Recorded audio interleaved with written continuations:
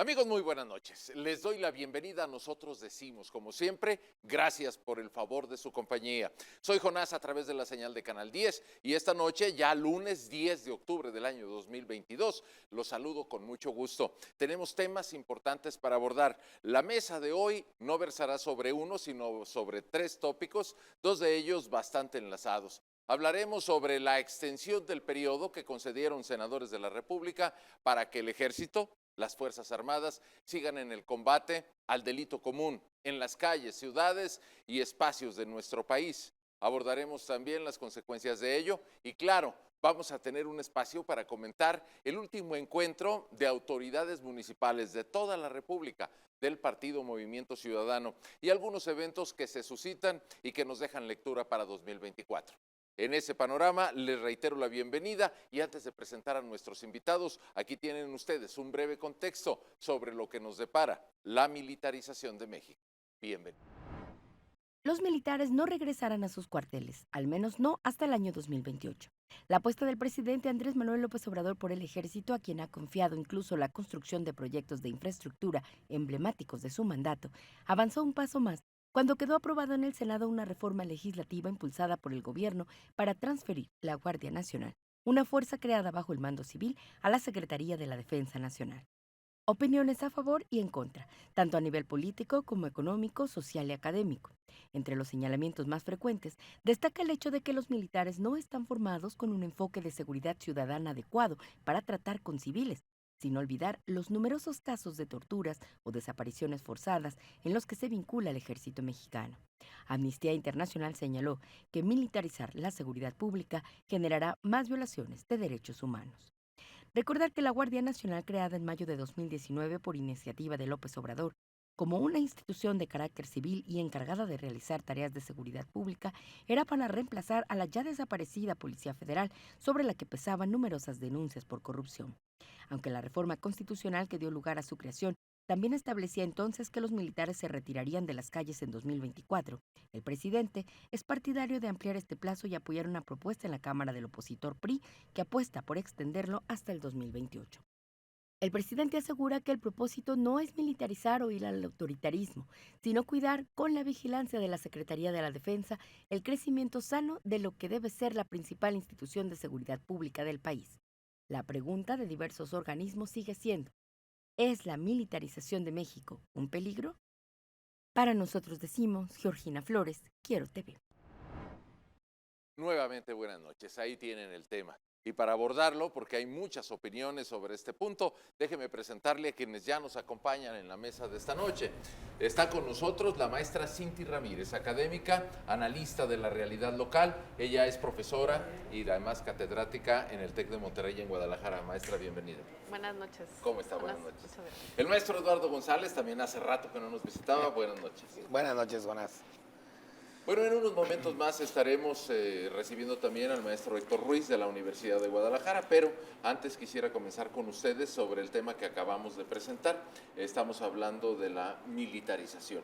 Y quisiera empezar con ustedes con una pregunta que me han hecho muchas personas. ¿Por qué es perjudicial, por qué es preocupante militarizar al país? ¿Y qué significa militarizarnos? Una pregunta también recurrente y que va ligada es si nos estamos pareciendo a Venezuela. Me gustaría que pues le diéramos luz a este asunto que se está convirtiendo en una de las preocupaciones más populares, más extendidas en el país. Comenzamos con usted, maestra, por favor. Bueno, me parece que haces bien en iniciar la discusión planteándolo a partir de qué es la militarización. Creo que hay dos grandes vertientes de lo que yo he podido ver en la opinión pública mexicana. Una que tiene que ver con el uso extendido de la Guardia Nacional y las Fuerzas Armadas para el combate a la violencia del crimen organizado transnacional que vive en nuestro país. Esa es una discusión. Y la otra, que se está ligando, sobre todo desde la oposición, a esta idea de el incremento del poder de las Fuerzas Armadas a partir de la ampliación de su participación en diversas tareas que originalmente eran una cuestión civil, desde participar en aduanas hasta la construcción del aeropuerto, etcétera. Entonces creo que se mezclan las dos discusiones por lo que ha estado haciendo el presidente, pero en general Creo que esta discusión ha partido de la beatificación o de la satanización de las Fuerzas Armadas, como escribía Jorge Cepeda hace algunos días, ¿no? Como casi todo en el país está sucediendo desde hace algún tiempo, todo es o bendito o maldito. Así es que me parece que el tema del uso de los militares para diversas tareas, incluyendo sobre todo de manera muy importante la cuestión del combate al crimen organizado, no debería versar sobre las filias o fobias respecto al presidente López Obrador. Creo que como país necesitamos una discusión mucho más profunda acerca de cuál es ese rol, cómo se fiscaliza ese rol y si realmente era posible o era factible o incluso deseable sacar a las Fuerzas Armadas en el 2024 del tema del combate al crimen organizado, ¿no? ¿Y qué opina usted, maestra? Digo, ya que lo plantea desde esa perspectiva, pongámosle signos de interrogación a algo muy concreto.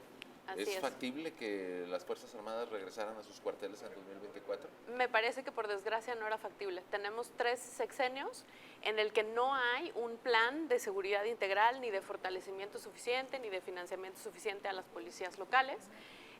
Entonces, así como no era factible, aunque es deseable, yo he sido contraria a la militarización desde la época de Felipe Calderón, por ejemplo, también creo que hay un principio de realidad muy fuerte y creo que es el mismo principio que enfrentó Barack Obama en su momento, cuando él declaraba voy a sacar a las tropas estadounidenses de Afganistán.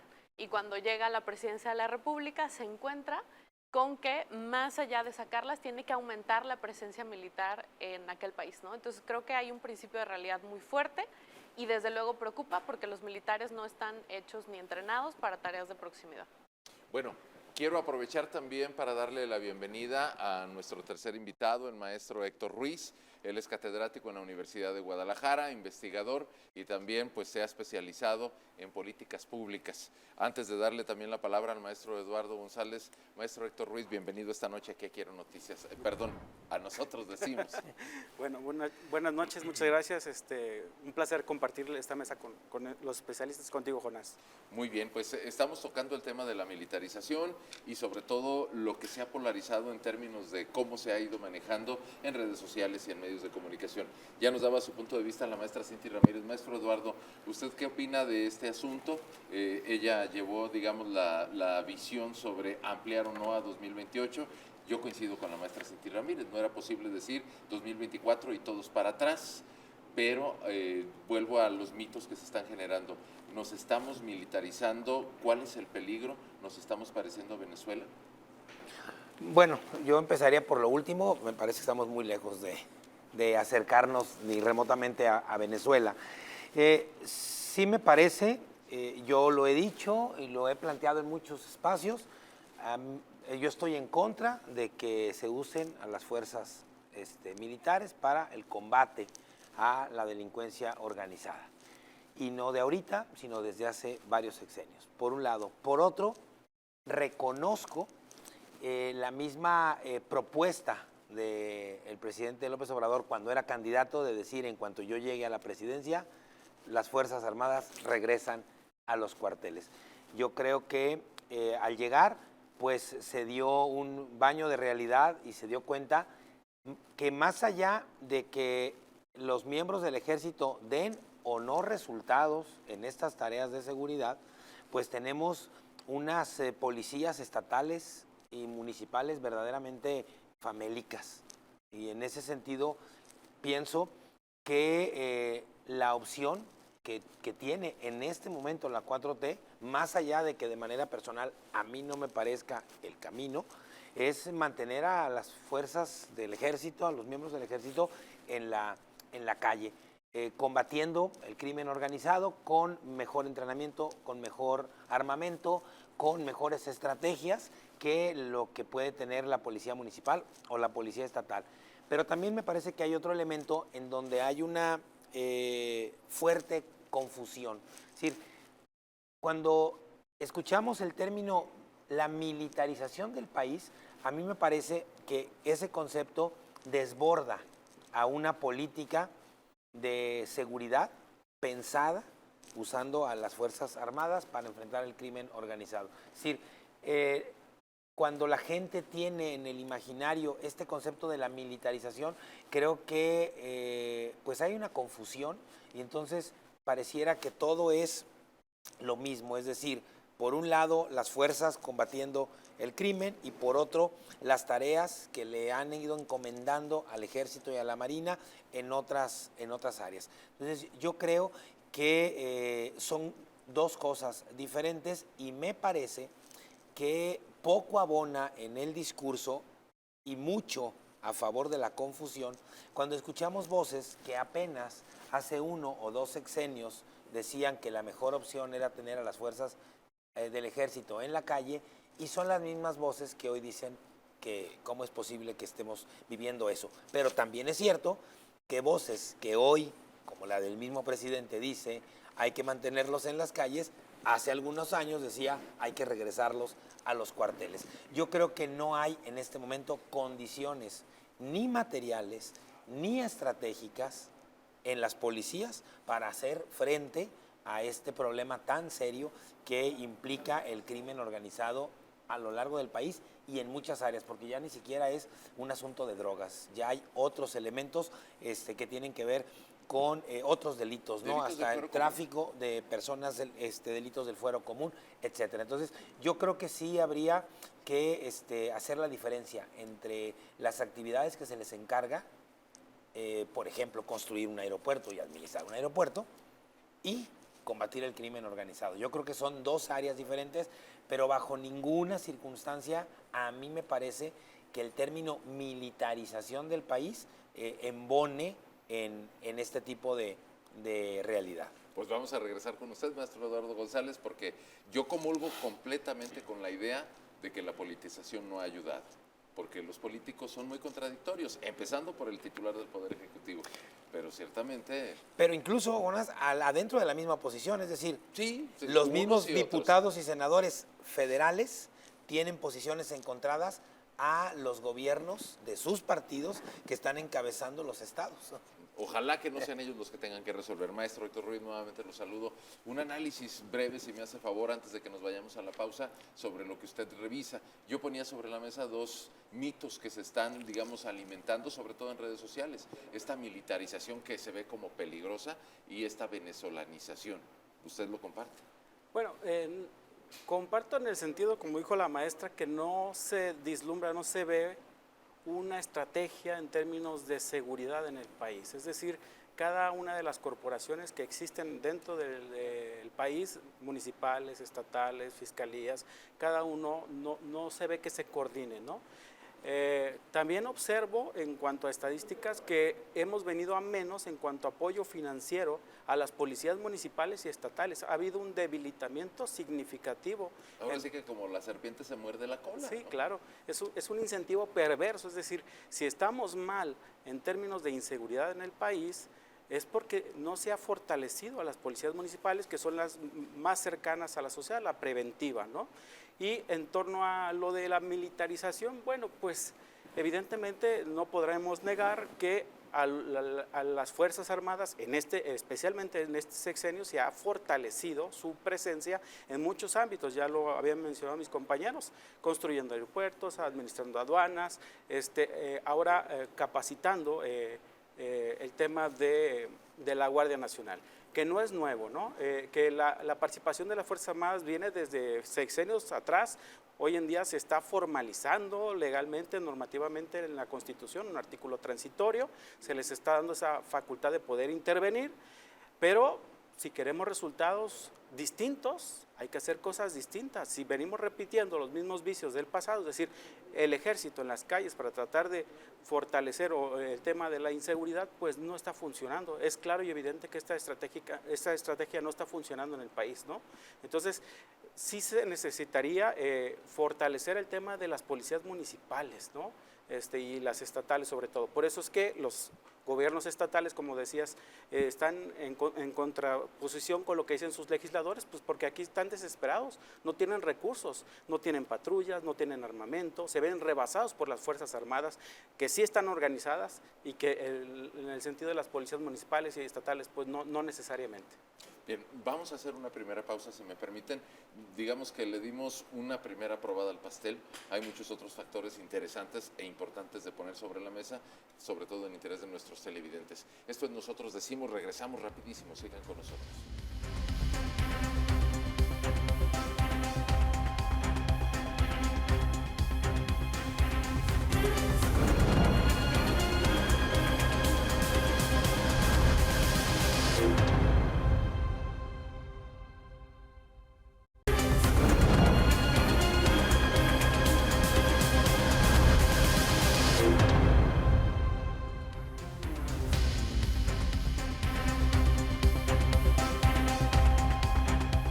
Ya estamos de regreso, gracias por continuar con nosotros, rapidísimo, porque este tema seguramente también ameritará muchas reflexiones. San Miguel Totolapan, Guerrero, llega un grupo armado, ellos mismos se identificaron, lo presumieron en videos que subieron a redes sociales, los tequileros se hicieron llamar, llegan a Presidencia Municipal, a Palacio, y con lujo de fuerza asesinan a 20 personas, entre ellas el alcalde de San Miguel Totolapan. El mismo día asesinaban en el estado de Morelos, cosa que no tiene, bueno, yo no creo que tenga nada que ver, pero asesinaban a una diputada. Y como eso, bueno, podemos encontrar cantidad de muestras. ¿A dónde vamos? A ver, ahora si me permite, maestro Eduardo. Fíjate, ¿Qué tenemos que leer en eso? Hay un elemento que a mí me parece que es muy importante y que si se sigue presentando de esa manera, para el 2028 va a ser una carta que podría jugar el gobierno en turno para mantener a las Fuerzas Armadas en esas labores. ¿A qué me refiero? Si nosotros revisamos el mismo índice de violencia en los dos sexenios anteriores y en el de hoy, la 4T inició más o menos con 96 asesinatos por día y hoy llevan 92. No es para aplaudir ni para presumir, desde luego. Es parte de la discusión que tenía el presidente. Así es. Sí ha habido una discusión. Entonces, a mí me parece que eso hay que ponerlo con bastante claridad. Es decir, no es lo mismo recibir de Calderón a Fox 36 asesinatos por día y entregar prácticamente 96, ¿sí? Y Peña Nieto también recibir más o menos esa cantidad, y esa cantidad mantuvo, a recibir 96 y tener 2 o 3 menos, que no es para aplaudir y tampoco es algo que a mí me agrade. Pero me parece que si esta tendencia se mantuviera en los siguientes 4 o 5 años, el gobierno que esté va a sacar esa carta y va a decir, pues miren, no hemos bajado a los niveles que teníamos hace 30 años, pero por lo menos no hemos subido de los niveles que nos entregaron. Eso por un lado. Y por otro, creo que sigue habiendo un fuerte maridaje entre policías y algunos miembros también del Ejército y de la Marina con los grupos criminales, que a mí me parece que son los elementos que explican las acciones que tú acabas de mencionar. Es decir, resulta muy complicado que podamos entender lo que pasa en Guerrero o lo que pasó en Cuernavaca o lo que pasó aquí en Guadalajara sin tener en cuenta que el que se muevan 8, 10 o 15 personas fuertemente armadas por la ciudad de Guadalajara o por la sierra en Guerrero sin que ninguna autoridad los detenga, a mí me parece que por lo menos llama a sospecha.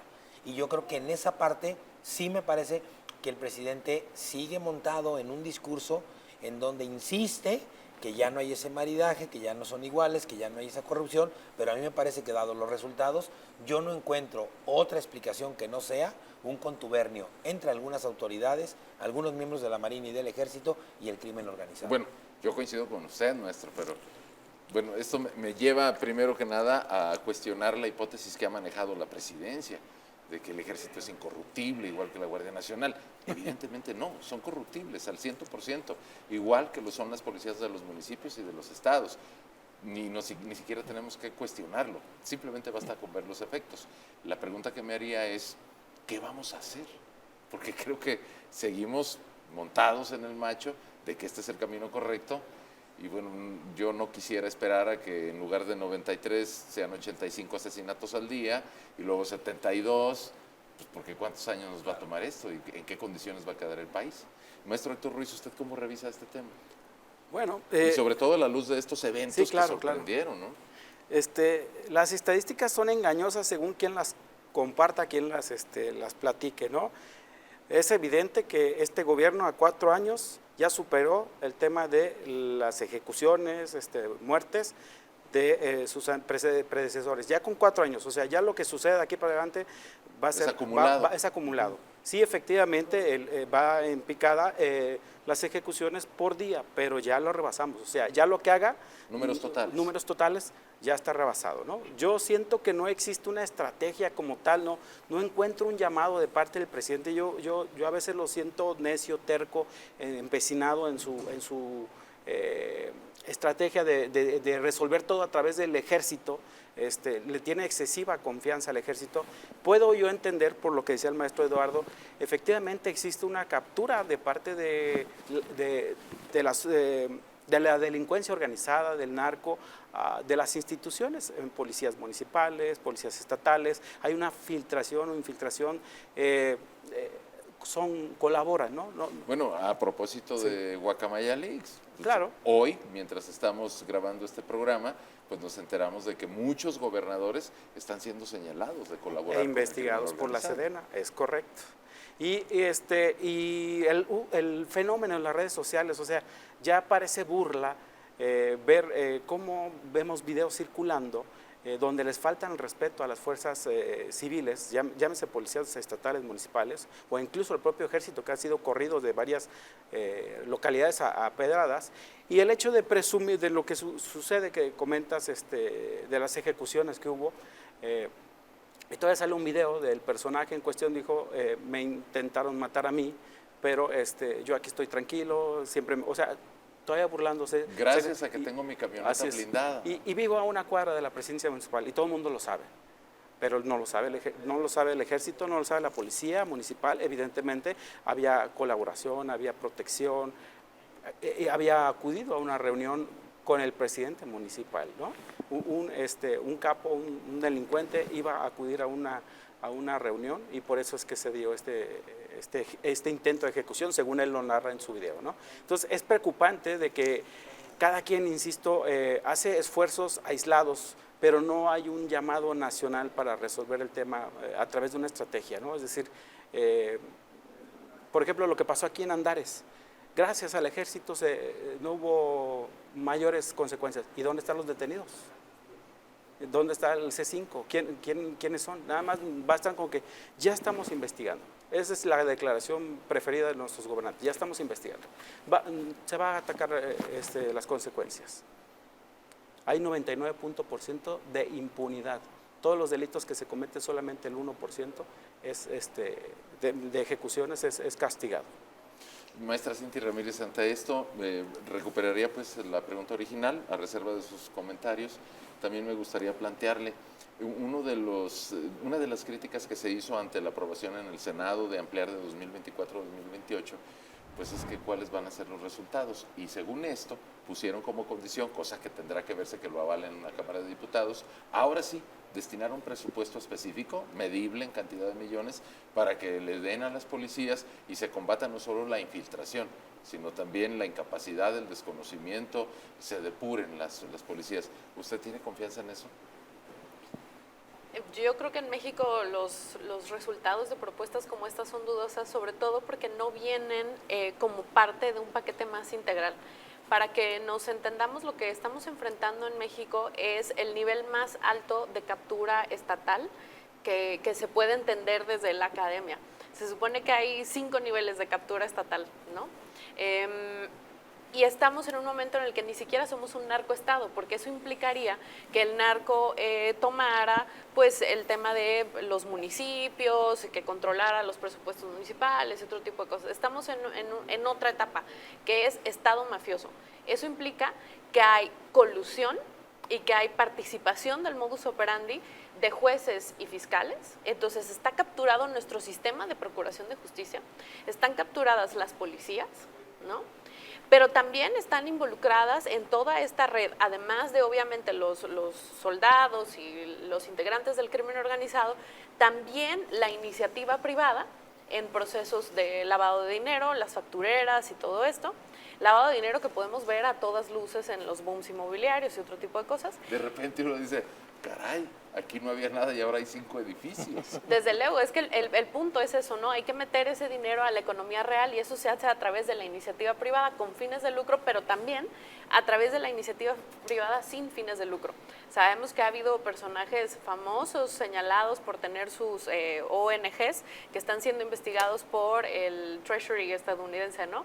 Entonces, estamos en un momento que es tan complejo porque implica la participación de muchos actores, o sea, no son nada más los políticos y los narcos en juego, es el sistema de procuración de justicia, el sistema de policías, más toda la participación de privados en este asunto. En ese caldo de cultivo estamos en el nivel más alto de captura porque eso implica que todo este dinero no nada más se usa para sobornos en el día a día o para tener a alguien en la nómina, esos primeros 2 niveles ya los pasamos, ¿no? O para tener a alguien en la nómina pero de un nivel medio, o para tener a un secretario de Estado, que ya es un nivel bastante alto, o incluso un presidente más arriba, ¿no? Después de eso, ¿qué sigue? Que ese dinero se usa para las campañas electorales. Y creo que es muy importante que tengamos esto en cuenta porque viene justamente el año de precampañas y todo esto. Entonces, ¿por qué es tan difícil atender esta situación en México? Porque es dinero que circula para un montón de intereses privados de ganancia individual, pero también circula al interior de las finanzas partidistas. Y eso hace que después los gobernantes que lleguen con nosotros, pues lleguen ya con una serie de compromisos o incluso con una serie de presiones muy, muy fuertes. Entonces, ¿cómo atender esto? No es un tema solamente de la cuestión de las policías. Yo soy dudosa de que eso realmente ocurra, porque no va acompañado de otras cosas. El presidente creo que se olvidó de aquellos famosos foros de paz y reconciliación que hizo antes de llegar a la presidencia y se están dejando de lado un montón de mecanismos que sabemos que existen que pueden atender la problemática. Cuestiones de justicia transicional, por ejemplo, cuestiones de amnistías y todo esto que se han hablado pero al final nunca cuajaron o no han dado. Estos 4 años del gobierno ya no van a dar, ¿no? Ya lo van a pasar así a otros. Entonces se está olvidando toda una serie de paquetes de cosas que se pueden hacer, que ya hay experiencias en otros países, Colombia y otros, no quiere decir que estén en un lecho de laureles ahorita, pero sí ha habido cosas que se pueden hacer y que implican la persecución, por ejemplo, del dinero. Está el tema de la extinción de dominio. En México es prácticamente letra muerta. Uno de los grandes incentivos de la participación en el crimen organizado transnacional, se sabe, es un proceso de profunda desesperanza social. Participar en el crimen es en ocasiones un acto de decir, pues no importa si yo vivo poco, pero voy a dejar bien a quienes deje atrás de mí, que sirva mi vida, aunque haya sido corta, para algo. Esos incentivos se terminan cuando efectivamente todo el dinero y las posesiones materiales, terrenos, inmobiliarias, se nacionalizan, por ejemplo, y se convierten en zoológicos, en parques, en hospitales y otro tipo de cosas. Esas experiencias las tenemos a nivel internacional. Entonces tenemos que perseguir el dinero para conocer la estructura criminal, pero también tenemos que terminar con los incentivos de que si yo caigo en la cárcel o estoy muerto, de todas maneras alguien va a disfrutar de eso, ¿no? Y todo eso va desde luego acompañado de voltear a ver todo un proceso de atención social, de atención a la desigualdad. O sea, cerramos los ojos, estamos en un país en el que en realidad a muchos la desigualdad nos gusta. Y nada más para que nos demos una idea, ¿qué tan desiguales somos? Somos uno de los países más desiguales del mundo, del 25% más desigual. México está ahí. Zapopan, donde ocurrió el tiroteo hace poco, es el segundo municipio más desigual de toda América Latina. El primero es San Pedro Garza. ¿Cómo haces para reconstruir un tejido social a partir de eso? Necesitaríamos empezar por tener ideales un poquito más igualitarios para que no nos fuera como nos va. Gracias, maestra. Tengo que hacer una pausa rapidísimo. Regreso con ustedes. Bueno, pues nos quedamos con esta lección, ¿no? Que, como bien dice la maestra Cinti Ramírez, pues no la acabamos de descubrir. Ella está. Solo que, como ella lo señala, pues se cierran los ojos. Ya vuelvo.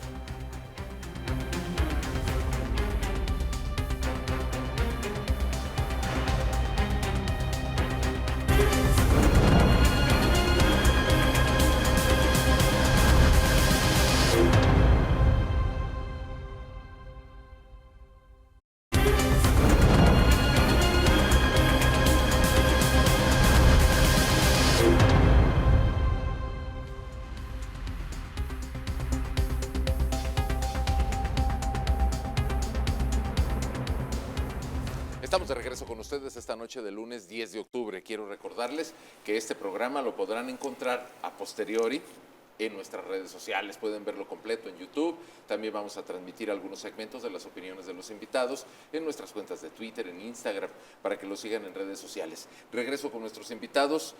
Pues bueno, déjenme hacerles nuevamente la pregunta. Quizás a veces nos distraemos y lo entiendo perfecto, sobre todo en términos de escuchar la inquietud de la gente sobre el tema de militarización. ¿Por qué es peligroso que se militarice México? Pregunta muy puntual. Si es que se está militarizando. Y quiero retomar algunos hechos. No es nuevo que el Ejército, las Fuerzas Armadas, la Marina, participan en labores de seguridad.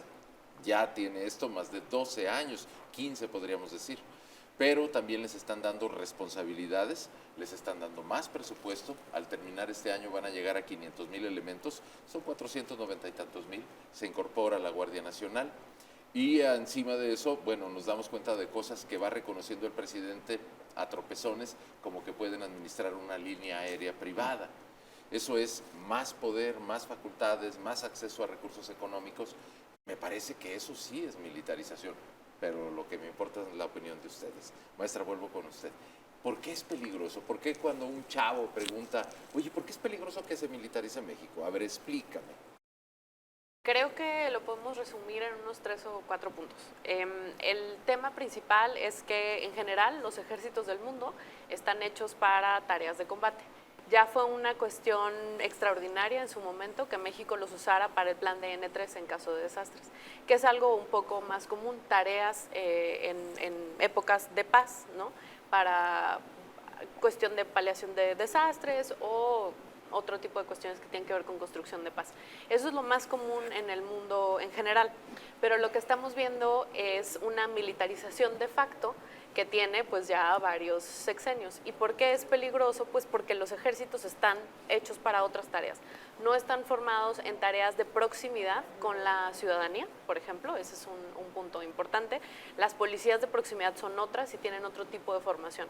Entonces, al no estar formados para tareas de proximidad ni tampoco para una operación en contextos, por ejemplo, urbanos, se hace muy complejo y muy peligroso. Lo vimos en el caso de Culiacán, lo que puede suceder en un contexto de una operación en una ciudad. Los ejércitos están hechos todavía pensando en las guerras convencionales para combates en ciudades, pero ciudades derruidas, ¿no? O en contextos que son fuera de las ciudades. Ese es un tema, la cuestión de la proximidad. El segundo tema tiene que ver con que no están formados, por ejemplo, en perspectiva de género.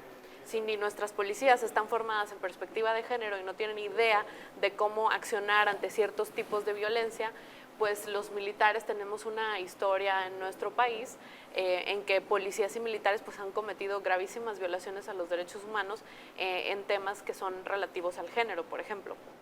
Entonces, ahí hay dos aspectos que son plateales, que implican que siempre que los soldados salen a la calle en un contexto de guerra o de paz, eso es importante que todos lo sepan, en general, las violaciones graves a los derechos humanos, cuestiones que podrían constituir delitos de lesa humanidad o cuestiones que atentan contra la dignidad de la persona, aumentan de manera exponencial. Y no es solamente el ejército mexicano, es los ejércitos en general. Fuerzas Armadas. Aun cuando van las Fuerzas Armadas en misiones de paz ONU, aumentan las violaciones sexuales, por ejemplo, a mujeres como un arma de guerra o en medio de un conflicto, ¿no? Entonces, esas son dos cuestiones que son muy importantes y para las cuales los militares no están formados en absoluto. Entonces, creo que podemos coincidir en que ahí sí, para quienes tienen la duda, ese es un riesgo. Maestro Eduardo González. A mí me parece que si partimos, por ejemplo, de que en las democracias más desarrolladas las fuerzas militares tienen como jefe o jefa una persona civil, ¿sí? Podemos darnos cuenta del poder que tiene el ejército, no solo en México, sino en varios países de América Latina donde sus jefes son también militares, ¿no? En ese sentido, a mí me parece que la apuesta del presidente tiene que ver más con la confianza que está depositando en las Fuerzas Armadas versus la desconfianza en la administración civil. para hacer un tren, para hacer un aeropuerto, y lo vimos con el asunto del aeropuerto. Es decir, una de las cosas que más llamó la atención pues es cómo cumplieron pues prácticamente en el tiempo y la forma en la que habían dicho que iban a terminar el aeropuerto. Si ahora tienen vuelos o no tiene pocos, ese es otro asunto, pero les encargaron hacer un aeropuerto y lo hicieron. Y les están encargando hacer un tren y lo van haciendo. Entonces, a mí me parece que una de las lecturas que habría que hacer es en términos de confianza del Ejecutivo hacia las fuerzas militares. Ahora, por otro lado, podemos poner sobre la mesa y volvernos un poco el abogado del diablo y plantear la posibilidad de que este acercamiento en condiciones más favorables que no entre el Ejecutivo y el Ejército no se estuviese presentando de esa manera, es decir, que hubiera un encontronazo y una crítica sistemática del Ejecutivo al Ejército o viceversa. Lo que hoy tenemos es, para bien o para mal, un entendimiento que me parece está usando el presidente para llevar a las Fuerzas Armadas a otras labores que no tengan que ver necesariamente con el combate al crimen organizado. Ahora, yo pregunto, maestro Eduardo, ¿eso es reversible?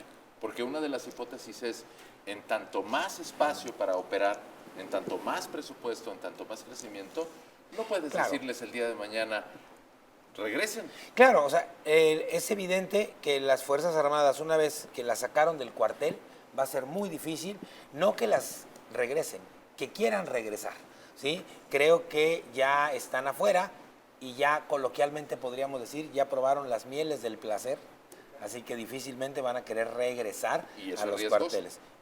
Evidentemente que hay un riesgo, por supuesto. Maestro Héctor Ruiz, rápidamente para pasar a los otros temas, usted ya ponía el punto sobre la I. Las estadísticas no mienten, a pesar de que han transcurrido años, bueno, los resultados no son así como que muy favorables, pero usted podría decirle algo al auditorio en términos de, ¿es riesgoso o no la militarización? Ya la maestra Cinti Ramírez dejaba muy claro eso. Claro, es riesgoso desde varios aristas o varios puntos de vista. Primero, las Fuerzas Armadas son juzgadas en tribunales especiales, militares, no civiles, es decir, y son opacos, es decir, no rinden cuentas, son poco transparentes. La Corte Interamericana de los Derechos Humanos ha señalado y ha condenado al Estado mexicano por graves violaciones a los derechos humanos por parte de las integrantes de las Fuerzas Armadas. Ahora, con esta filtración que hubo de las guacamayas, empiezan a darse a conocer varios eventos, uno de ellos, por ejemplo, acosos sexuales y violaciones a civiles y a integrantes mismos de las Fuerzas Armadas, a mujeres que han sido violentadas por parte de mandos superiores de las Fuerzas Armadas, ¿no? Además, vivimos ya en un Big Brother, es decir, todos tenemos al alcance un aparato con cámaras y es muy común encontrarse en redes sociales videos donde se ve a los integrantes tanto de la Guardia Nacional como del Ejército violentando derechos humanos, ¿no? No sé, tapándole a una mujer con una bolsa para que tuviera que declarar bajo este tipo de prácticas. Las Fuerzas Armadas son populares, son bien vistas por la sociedad, pero ¿por qué participan en estos programas de N3? Pues la cara amable de las Fuerzas Armadas, pero el narcotráfico está en su peor momento y se supone es una de las actividades, o en su mejor momento para ellos, según como se quiera ver, ¿no? Y es una función primordial que tienen las Fuerzas Armadas, es decir, el perseguir delitos contra el narcotráfico y armas de uso exclusivo del Ejército, ¿no? Se daba a conocer con este tema de las guacamayas que frente a un cuartel del Ejército se vendían o se traficaban armas enfrente. Entonces, no nos asegura que realmente vayamos a mejorar. Creo que debemos de repensar la estrategia que está viviendo el país en términos de seguridad pública. Bien, bueno, está ese tema. Creo que nos queda bastante claro de que, digamos, el lado filoso del cuchillo nos puede cortar y muy gravemente. Ahora yo pasaría al otro punto, los resultados. Y les comentaba el tema de San Miguel Totolapan. Híjole, esos asuntos nos llevan a cuestionarnos varias cuestiones, ahora sí que siendo reiterativo, pero ¿cuál es el resultado que se está dando y hasta dónde puede llegar? la participación del crimen organizado infiltrándose en todas las redes sociales, y no hablo de Twitter o Facebook, sino en la convivencia cotidiana, porque pues, es obvio que ahí participa toda la gente, hasta el propio presidente Andrés Manuel López Obrador lo dijo en la mañanera. Bueno, pues es que es un resultado de que la misma población los encubre. ¿Cuál es la postura que tenemos que revisar sobre este tema? Bueno, me están diciendo que hacemos pausa, mejor nos esperamos a después del corte, porque evidentemente San Miguel Totolapan y esta matanza pues nos deja muchas reflexiones y muchos análisis. Hago rapidísimo la pausa, ya que lo puse sobre la mesa, regresando se lo vuelvo a plantear a nuestros invitados. Sigan con nosotros esta noche.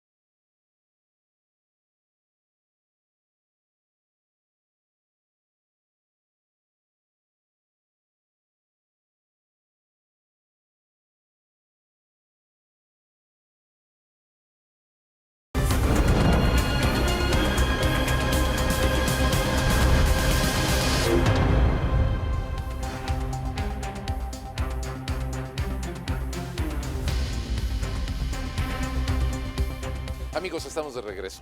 Les anticipo, nos va a faltar tiempo, pero el que queda lo vamos a aprovechar muy bien con nuestros invitados. Quiero cambiar la página, no porque hayamos agotado el otro punto. Maestra, sobre todo en particular, le hubiera dicho, por ahí hubiéramos empezado. Lo que nos acaba de comentar es sumamente importante, sobre todo desde la perspectiva de revisar qué es lo que hacen y dejan de hacer nuestras autoridades en los 3 niveles de gobierno, pero nos vamos a quedar con ello para desarrollarlo después.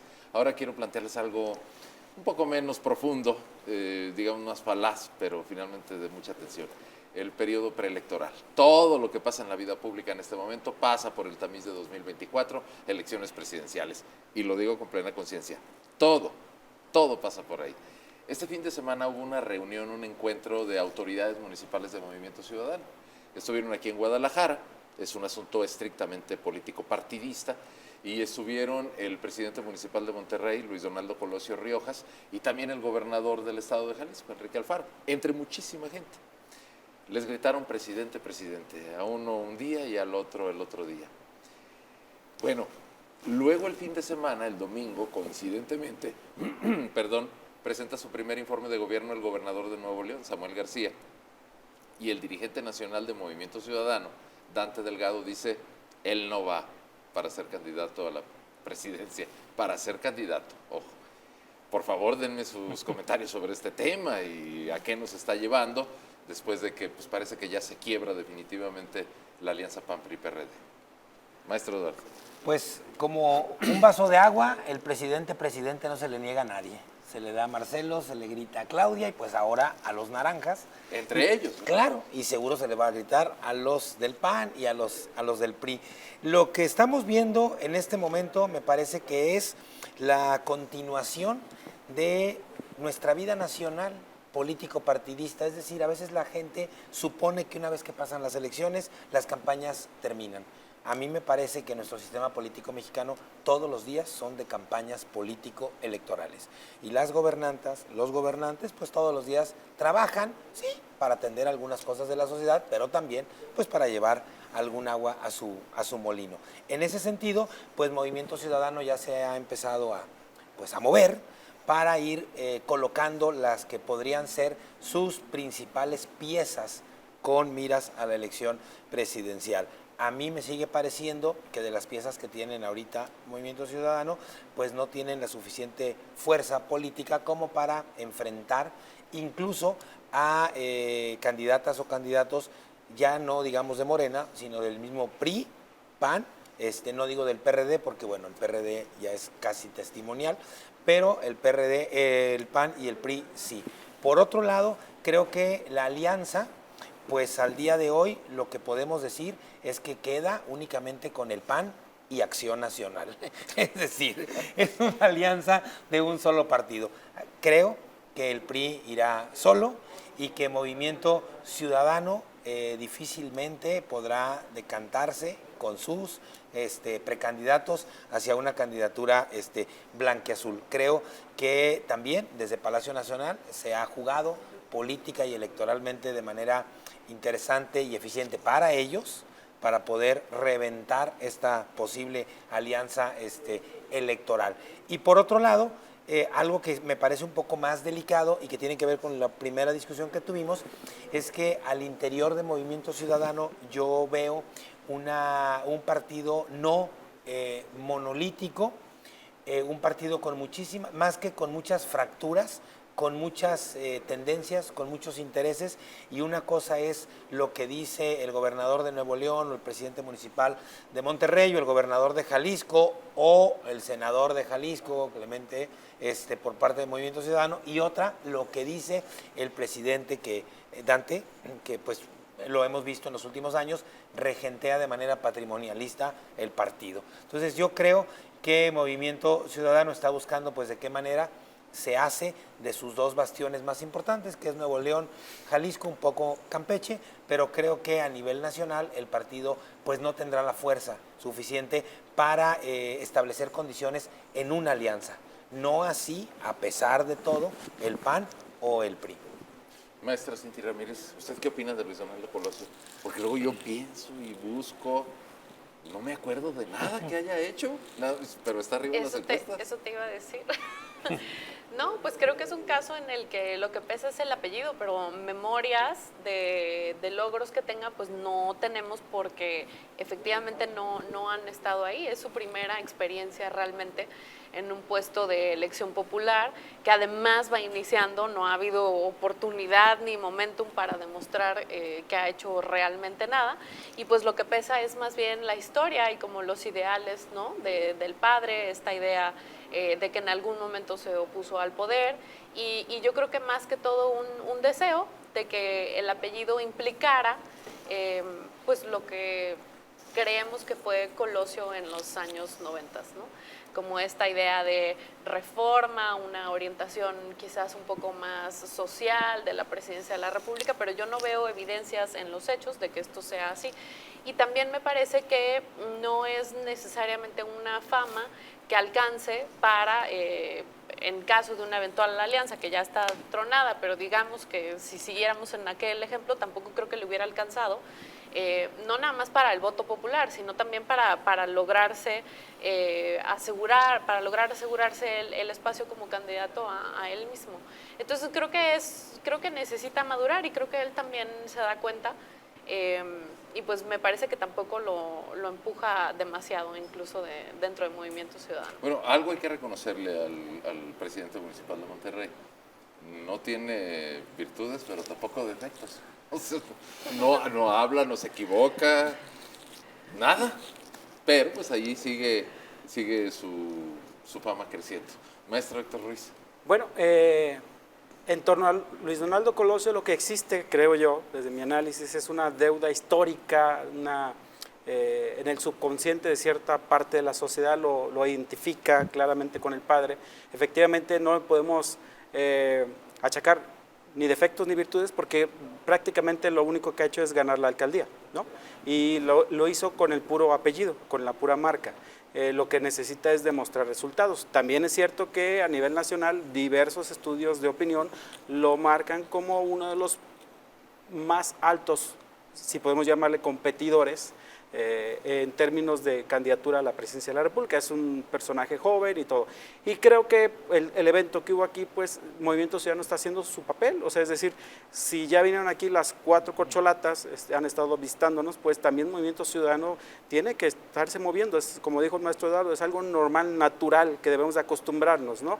Vamos a estar viendo este tipo de eventos. Sobre la alianza, Yo no la daría por muerta. O sea, la alianza... Bueno, yo tomé las palabras Sí. de uno de los dirigentes, Jesús Sí. Zambrano, dijo esto ya, se acabó. Lo que pasa es que la alianza con el PRI de Alito sí está muerta, o por lo menos la alianza legislativa. Pero yo creo que los partidos deben de entender que por sí solos no van a poderle competir a Morena y a cualquiera de los 4 candidatos que sean, ¿no? Por sí solos. Y lo mismo Movimiento Ciudadano. De hecho, hay declaraciones, hay voces dentro del Movimiento Ciudadano donde dicen que ante la eventual salida de esta alianza del PRI, ellos estarían pensando en participar en esta alianza con PRD y con el PAN, ¿no? Evidentemente van a querer poner el candidato, ¿no? Como todos. Como todos. El chiste está en que se pongan de acuerdo. Pero va a haber de estos eventos. Yo dudo mucho que participen o que puedan competir en forma individual, por ejemplo, el PAN o el PRD o el PRI, que para mí ya son cadáveres o zombies ahí caminando, ¿no? Yo creo que ya están, por lo menos el PRI de Alito no le auguro buen futuro en los próximos años, ¿no? Entonces yo creo que sí, no daríamos por muerta la alianza, digo, vamos viendo en el futuro. Claudio X González anunciaba ayer que en estos días va a presentar su nueva plataforma ante este rompimiento de la alianza, ¿no? Hay que esperar a ver qué anuncia. Bueno, a propósito de que cita Claudio X González, que no es militante de ningún partido, Sí. ¿puede surgir alguna figura pública que compita con oportunidad por la presidencia fuera de algún partido político? ¿Ustedes la consideran así? Yo no, al día de hoy yo no veo una figura que tuviera ya no digamos el arrastre, el carisma y la propuesta para competir en un sistema de partidos muy caros, donde se necesita muchísimo dinero, como para ir por la vía independiente. A mí sí me parece que en términos de elección presidencial, pues los celos y el poder que se disputan al interior de los partidos políticos hace muy difícil que se pueda hacer una alianza con, digamos, los partidos más fuertes, aunque ahora estén de capa caída como el PRI y el PAN. Es decir, lo que hemos visto históricamente en las alianzas son partidos más pequeños, puede ser el Verde, puede ser el PT, ahora el PRD, pues que se hacen a una alianza. Pero pensar que puede haber una alianza entre los partidos más grandes, aunque estén ahora disminuidos, me parece un poco complicado. Y por cierto, cuando escuché a Zambrano decir que esto ya se acabó, yo pensé que se refería al PRD. ¿Y qué dijo? Despierta. Bueno, rapidísimo, maestra, ¿alguna opinión de cierre sobre esto? Bueno, yo creo que lo que sí están haciendo los partidos es prevenirse en temas de presupuesto. Saben que viene complicado contra Morena. Morena ya como un partido en el Estado, aunque dice el presidente no un partido de Estado, queda ver eso todavía. Y creo que lo que vimos, por ejemplo, en el legislativo aquí en Jalisco, pues tiene un poco que ver con eso. Va a salir muy cara la campaña, no solamente en términos de prestigio y de la rebatinga habitual, ¿no? De quién se queda con la candidatura, sino también en términos económicos. Y me parece que es interesante voltear a ver cómo se va a gastar ese presupuesto, con quién y qué tanto lo van a querer compartir entre ellos. Maestro Héctor Ruiz, casi que estoy despidiendo, por favor. Solo denle seguimiento a personajes como Lili Telles o como Beatriz Paredes, que pudieran hacer un papel importante. Sé que son cuestionables sus discursos, sus pleitos, pero están creciendo en las encuestas. Bien, lo veremos entonces. Sí. Maestro Héctor Ruiz, maestro Eduardo González, maestra Cinti Ramírez, amigos, a todos ustedes, muchas gracias. Hoy nos despedimos, nos vemos la semana entrante.